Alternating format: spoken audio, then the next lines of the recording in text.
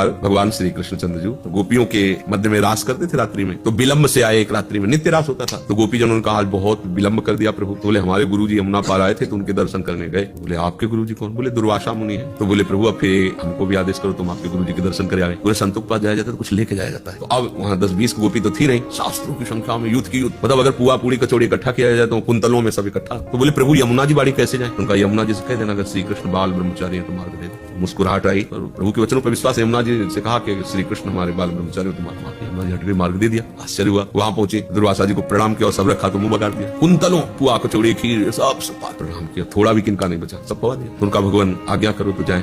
तो यमुना जी बाढ़ी है। बोले कैसे आई थी? बोले प्रभु ने कहा था कि बाल ब्रह्मचारी है तो मार्ग दे दो। यमुना जी ने मार्ग। बोले कह देना दुर्वासा अगर दूध के रस के सिवा अपनी जबान में कभी कुछ रखा ना हो तो यमुना जी मार्ग। बहुत हंसी की जैसे गुरु वैसे चेला, जैसे चेला वैसे गुरु, क्योंकि अभी हमने कुंतलों सब मिल करके पवाया, कहते जबान में न रखा हो। गई पर यमुना जी से कहा कि दुर्वासा जी अपनी जिह्वा में दूध के रस के सिवा और कुछ न रखा हो तो आप यमुना जी ने मार्ग दे दी। तो आश्चर्य हुआ, प्रभु के पास गई, प्रभु ने कहा गुरुदेव से मिलेंगे। पर प्रभु हमें लगता है आप गुरु चेला दोनों झूठे हो। बोले क्यों? बोले शास्त्रों गोपियों के साथ रास करते हो, हंसते खेलते हो। बोले पर यमुना जी ने मार्ग दे दिया और उन्होंने कहा कि अगर दूध के रस के सिवा जबान में कुछ न रखा हो तो पुआ खीर तो हम ही पवा के आ रहे, तो झूठा नहीं हुआ। भगवान ने कहा तुम्हारी भावना थी, तुमने पवाया, उन्होंने स्वेच्छा में कोई इच्छा नहीं की और कोई पाया नहीं। और भगवान अपने स्वरूप के सिवा कोई है नहीं, गोपी नाम से तत्पति नाम सर्वे साम्य, इसलिए अखंड ब्रह्मचारी।